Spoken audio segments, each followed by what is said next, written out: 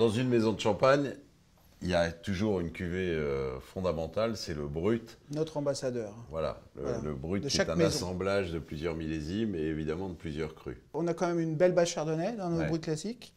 On est à plus de 50% dans les chardonnays, on va dire 50%, et partagé pinot noir, pinot meunier.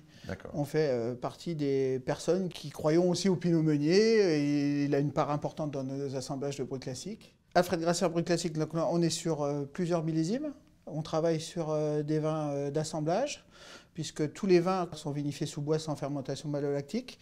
Mais ici, on est sur ce que j'appellerais un vin issu d'une réserve perpétuelle. C'est-à-dire que chaque année, nous utilisons l'assemblage du brut classique de l'année. Donc là, on est sur une base de vin de la vendange 2016. Ça veut dire que ce millésime 2016 compose la majorité à 60%. Du vin. Voilà, 60%. Et 40%, c'est cette réserve perpétuelle. Voilà. Donc ces vins ont bien été vinifiés en fût. On utilise 100% de cette réserve perpétuelle dans l'assemblage du brut classique.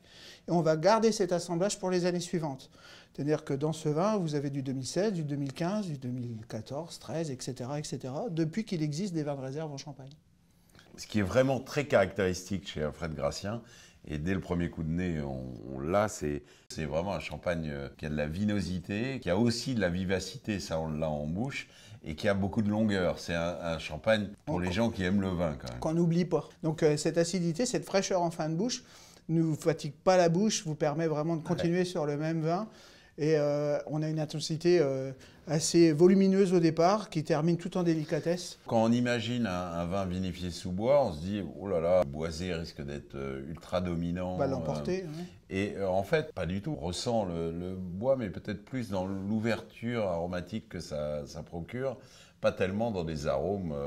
non, on n'est pas dans le toast, dans la vanille, vraiment dans le boisé. On a un élevage assez particulier, c'est-à-dire qu'on va laisser pendant toute la vinification et l'élevage les vins sur lit, ce qui va nous permettre aussi d'absorber une partie des arômes de bois. Fraîcheur et intensité, c'est vraiment une caractéristique. Le chardonnay se ressent aussi, hein, ces côtés agrumes qui sont très bien définis. Cette allégresse, hein, c'est un champagne qui a beaucoup de gaieté, qu'on a envie de boire à l'apéritif, mais qui pourrait continuer largement un début de repas. Et c'est aussi un champagne qui peut composer tous les moments du champagne. L'apéritif, la table, les poissons, il irait aussi bien avec une volaille. C'est vraiment un champagne assez universel, mais universel dans son intensité. J'ai entendu une fois, bon c'est une blague, peut-être que vous la retiendrez, mais avec Gracien tout va bien. Et je reconnais qu'à table, ça se marie assez facilement.